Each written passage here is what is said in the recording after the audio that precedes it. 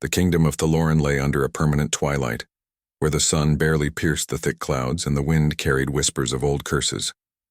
Villagers lived in fear of the Alpha King, a ruler whose power was said to rival the gods themselves. The forests beyond the villages were dark and wild, filled with creatures no one dared approach. Among them roamed wolves, feared not only for their strength but for the old magic that many believed flowed in their veins. Kalen, the Albino Omega, wandered these forests alone. His pale skin glowed faintly under the gray light, and his white hair fluttered like smoke in the cold wind. Most people avoided him, suspicious of his difference, his gentle gaze, and the quiet aura that seemed to follow him everywhere. Kalen had learned early that the world was unkind to those who were unlike the rest, but Kalen had one gift: compassion. Even in a world ruled by fear, he could not ignore suffering. He moved quietly through the trees, searching for whatever scraps of food he could find, for himself and for the creatures that shared his home. One evening, as the mist thickened and the forest became nearly silent, Kalen stumbled upon a clearing. There, crouched by a frozen stream, was a wolf unlike any he had seen before. Its fur was matted and dirty, its ribs showing beneath thin skin, and its eyes were wide with hunger and fear. The wolf lifted its head and stared at him. Its gaze was not only wild, it was intelligent, almost human in its depth. Kalen froze for a moment. He knew wolves could be dangerous, but something about this one stopped him from running. He reached into his bag and pulled out a small piece of bread he had been saving for himself. His hands trembled slightly as he approached the creature. "Easy. I won't hurt you," Kalen whispered, his voice soft and trembling. The wolf growled low at first, a warning more out of caution than aggression. Kalen knelt down slowly, placing the bread on the snow-covered ground. The wolf hesitated, sniffed the food, and then began to eat. Kalen watched silently, a strange warmth spreading through his chest. For the first time in many years, he felt a connection, not to a human, not to a village, but to a living being who needed him. Days passed, and Kalen returned to the clearing whenever he could. Each time the wolf was there, waiting. He named the creature Lupin, after the silver moonlight that danced in its eyes. Lupin grew stronger, though his scars told stories of battles and survival. Slowly a bond formed between them, a bond of trust, of shared solitude. Kalen spoke to Lupin about the forest, about the few villagers he knew, about the loneliness he carried.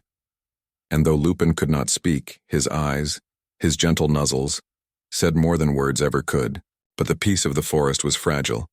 News traveled faster than the wind in Thaloran, and whispers of a wolf that roamed beyond the forests reached the ears of the Alpha King. He was a man of immense power, tall and imposing, with eyes like frozen steel and a presence that made the earth itself seem smaller beneath his feet. Stories of Kalen and the wolf reached him, twisting in the mouths of fearful villagers, that the Albino Omega had found and fed a wolf no ordinary hunter could tame. Kalen did not know that he was being watched. One evening, as he crouched in the clearing, sharing a small meal with Lupin, a shadow fell across the trees. It was larger than any man, and the air shifted, heavy and tense. Kalen looked up and froze. The Alpha King stepped into the clearing, his armor glinting faintly in the dim light. Behind him, 200 warriors formed a line that stretched like a dark river through the trees. Their eyes were fixed on Kalen and the wolf, weapons ready, expressions hard and unforgiving. Kalen's heart pounded in his chest. He instinctively stepped in front of Lupin, placing himself as a shield. The wolf growled, low and warning. Its teeth bared slightly, but it did not attack. It seemed to understand the danger Kalen faced. "Kalen?" The Alpha King's voice rumbled like distant thunder. "You dare feed the cursed wolf of Thaloran?" Kalen swallowed hard. His voice shook as he replied, I only wanted to help. He was starving. He did not deserve to die." The king's eyes narrowed, the frost in them cutting through the dim light. "This is no ordinary wolf. That beast has been hunted for generations because of the magic it carries. And you dare tame it? Kalen's hands tightened into fists. He is not a beast, he is alive. He deserves food, warmth, and care, just as I do. A murmur ran through the warriors. The king's expression did not change, but there was something in Kalen's defiance that made the air between them thrum with tension. Foolish boy, the king said finally, you know not what you toy with. Kalen looked into the king's eyes and saw not only power but a trace of curiosity. It frightened him even more than the soldiers, for it was a strange, quiet kind of attention. Suddenly Lupin stepped closer to Kalen, placing his massive head against Kalen's shoulder. The wolf's eyes locked on the king, and for a moment Kalen felt a strange surge of courage. I will not let you hurt him, Kalen whispered to Lupin. The Alpha King studied Kalen and the wolf silently, the wind tugging at his cloak. For the first time, Kalen realized that the king was not moving toward him to attack. Instead, he was observing, testing. Then, without warning, the king spoke again, his voice low and deliberate. You have something I do not see often, boy. You care. You dare. You defy. Kalen's chest tightened. Was this admiration or a threat hidden in the words? He could not tell. Leave the forest, the king commanded finally, and do not return, or bring that wolf to me. Kalen's mind raced. He could not give Lupin to anyone, especially not a king feared for his cruelty. Yet he also knew that the king's presence meant he could not stay. Every warrior behind the king's back could strike at any moment. Lupin's fur bristled and Kalen felt the wolf's tension as if it were his own. Slowly, Kalen took a step back, keeping Lupin close, his gaze never leaving the king. You will not understand, Kalen said softly. He is not your enemy. He is my friend. The king's cold eyes softened fractionally, and he tilted his head, studying the bond that Kalen and Lupin shared. For a heartbeat, the forest was silent, except for the distant wind and the soft crunch of snow beneath boots and paws. Then the king turned sharply and signaled to his warriors. They moved forward, but not in attack. They surrounded the clearing, forming a ring around Kalen and Lupin, as if testing the boys' resolve, the wolf's loyalty, and their own courage. Kalen's heart pounded in his chest. He could not escape, not without a fight. But he did not want to fight. All he wanted was to protect the wolf, to feed him, and keep him safe. Lupin stepped closer, brushing against Kalen's legs. The boy reached down and stroked the wolf's fur. The wolf's warmth and steady breathing gave Kalen courage he did not know he had. The king's voice broke the tense silence. Tomorrow, you will come with me, he said slowly, and then we shall see if your courage is as true as your foolish heart. Kalen swallowed hard, realizing the full weight of the words. He did not understand why the king spared them tonight, why he did not strike. Perhaps it was curiosity. Perhaps he saw something in Kalen that even Kalen did not yet see. The Alpha King and his warriors disappeared into the trees.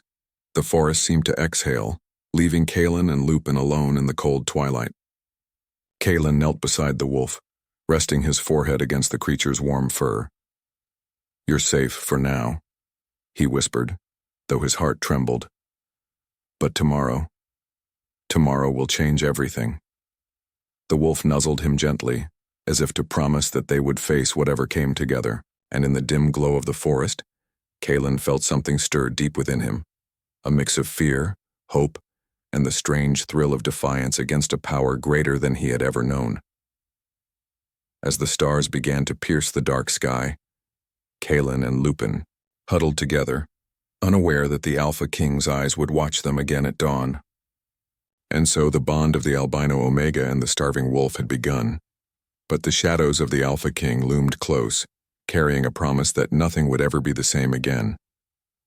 The morning dawned gray and heavy over the kingdom of Thaloran. Mist clung to the forest like a shroud, and the snow glistened faintly under the pale light. Kalen awoke to the sound of Lupin moving quietly beside him, the wolf's breath warm against the cold air. The boy's heart still pounded from the encounter with the Alpha King the night before. He knew what the king had demanded. He must come to the fortress with Lupin, Kalen did not understand why the king had spared them, why he had not sent his warriors to attack. But there was no time to question the king's intentions. The boy gathered his meager belongings, keeping Lupin close, and began the journey toward the fortress, a place that had been spoken of in whispers, feared by everyone in Thaloran. The forest seemed to sense the tension. Birds did not sing, and the wind moved like a cautious visitor through the trees. Lupin stayed by Kalen's side, alert and protective. The wolf's eyes followed every shadow, every movement, as if he could see threats invisible to Kalen. As they approached the outskirts of the fortress, Kalen's heart sank. The walls were enormous, black stone twisted like thorns with towers that pierced the low-hanging clouds. Guards stood at every gate, their faces unreadable behind polished helmets. The Alpha King's presence was everywhere, even before he appeared. Kalen took a deep breath, trying to steady his trembling hands. "Stay close, Lupin," he whispered. The wolf nudged his side, a quiet reassurance. The gates opened with a thunderous groan. Soldiers formed a corridor, their eyes fixed on Kalen and the wolf. He walked slowly, every step heavy, until he stood before the king himself. The Alpha King was taller than Kalen had imagined, his dark armor shining even in the dull light. His eyes, cold and sharp, seemed to pierce through Kalen's soul. "Step forward," the king commanded, his voice calm but unyielding. "Do not falter." Kalen's legs felt heavy, but he obeyed. Lupin moved beside him, silent and watchful. The king circled them, inspecting both the boy and the wolf. Kalen could feel the weight of those eyes, and yet, beneath the fear, a strange curiosity stirred. "You dare defy me, yet you show loyalty," the king said finally, his voice softer than before, almost contemplative. "That is unusual," Kalen swallowed. "I do not want to defy you. I only want to protect him. Lupin is not dangerous, he is my friend." The king's eyes narrowed. "Friend?" He paused, as if tasting the word. "Perhaps I have forgotten what that means." For a moment, the fortress was silent except for the distant sound of snow crunching under the soldiers' boots. Kalen realized that the king was not the tyrant he had imagined. Beneath the cold there was something else, something older, deeper, buried under years of power and fear. "You will stay in the fortress," the king said, his tone decisive. "For now, we shall see if your courage is as true as your words. And you," he added, looking at Lupin, "will not be harmed yet. But do not try to escape. The forest does not forget, and neither do I." Kalen nodded, though his heart ached. He could not escape, but he would not give up protecting Lupin. The king led them through winding halls, the fortress larger and darker than anything Kalen had imagined. Tapestries depicted scenes of battles, of kings and wolves, and of ancient magic. There was a story here, hidden in the shadows, waiting to be understood. Days passed in the fortress, and Kalen began to learn its rhythms. He was given a small room near the edge of the castle, where he could see the forest beyond. Lupin slept at his side, and for a time they found a fragile peace. Yet the presence of the Alpha King was constant. He observed Kalen during meals, during walks in the courtyard, during moments of quiet. Kalen did not understand why the king did not punish him, why he allowed them to live. But the boy felt a strange bond growing between them. A tension, a dance of power and understanding. One evening, as Kalen walked through the courtyard, he noticed the king standing alone, looking toward the forest. The wind tugged at his cloak, and his expression was unreadable. Kalen approached cautiously. "Why do you watch me?" Kalen asked softly. The king did not turn immediately. "Because you are different," he said finally. "Most people fear what they do not understand. You do not. You care even when it is dangerous. That is rare." Kalen's heart thudded. He had not expected praise or understanding. "I only care because it is right," he said. "Not because I am brave." The king studied him in silence. Then he nodded slowly. "Perhaps bravery is not what you think it is. Perhaps it is in standing for what is right, even when the world would crush you." The wolf, Lupin, padded silently beside them, as if sensing the delicate tension. Kalen reached down to scratch behind the wolf's ears, feeling warmth and loyalty in the creature's presence. The bond between the boy and the wolf had grown into something unbreakable. Days turned into weeks, and Kalen learned more about the king's past. Through whispered conversations and stolen glances, he discovered that the king had once been a kind ruler, forced into cruelty by betrayal and loss. The wolf, Lupin, seemed to sense this too, and would often sit quietly near the king, watching him as though trying to reach some hidden part of his soul. One night, a storm erupted over the fortress. Thunder rolled through the sky and lightning split the clouds. Kalen could hear the wind screaming through the halls. He held Lupin close, feeling the wolf's steady heartbeat against his chest. Suddenly, a shadow moved outside the window. Kalen's heart raced. Lupin growled low, ears pricked. Kalen peered through the rain-slick glass and saw the king standing alone on the battlements, looking toward the forest. There was a tension in his posture, a struggle between power and vulnerability. Kalen realized then that the king was as trapped in his own life as Kalen was in the fortress. Both were bound by forces they did not fully control, yet both yearned for something more: freedom, trust, connection. The storm raged, and Kalen felt a surge of courage. He approached the king cautiously, words trembling on his lips. "You are not alone," he said softly. Even power, even fear, cannot fill the emptiness that friendship can, or love. The king's eyes widened, and for a moment the wind seemed to pause. He did not speak. Then slowly he lowered his head, the tension in his shoulders easing slightly. It was a quiet acknowledgement, a silent promise that perhaps he could begin to change. The storm continued through the night, but Kalen felt a strange peace. He and Lupin had faced the Alpha King and survived. They had endured fear, tested loyalty, and yet a bond had been formed not just between boy and wolf, but between the boy and the man who ruled all of Thaloran. As dawn approached, the king finally spoke, his voice low and deliberate. "Tomorrow we will return to the forest," he said. "There is much you must learn, and much I must see about the bond between you and that wolf. Do not be afraid, Kalen. You have shown courage that surprises even me." Kalen nodded, heart pounding. He did not understand fully what the king meant, but he knew that this journey was far from over. The bond between him and Lupin had been tested, strengthened, and now, with the Alpha King's strange interest, a new chapter was beginning. The boy and the wolf slept that night, huddled together, as the fortress loomed around them like a protective shadow. Outside, the storm had passed, leaving the forest washed and glimmering, alive with possibilities. Kalen closed his eyes, feeling Lupin's warmth and loyalty. Tomorrow would be uncertain, dangerous, and full of challenges. But for the first time in his life, he felt that perhaps courage and kindness could shape a future even in a world ruled by power and fear. And somewhere in the quiet halls of the fortress, the Alpha King watched over them, not as a ruler, but as a man beginning to remember the meaning of trust, loyalty, and perhaps redemption. The bond had begun. The trials were yet to come. And as the first light of dawn touched the frozen towers, Kalen knew that nothing in Thaloran would ever be the same again.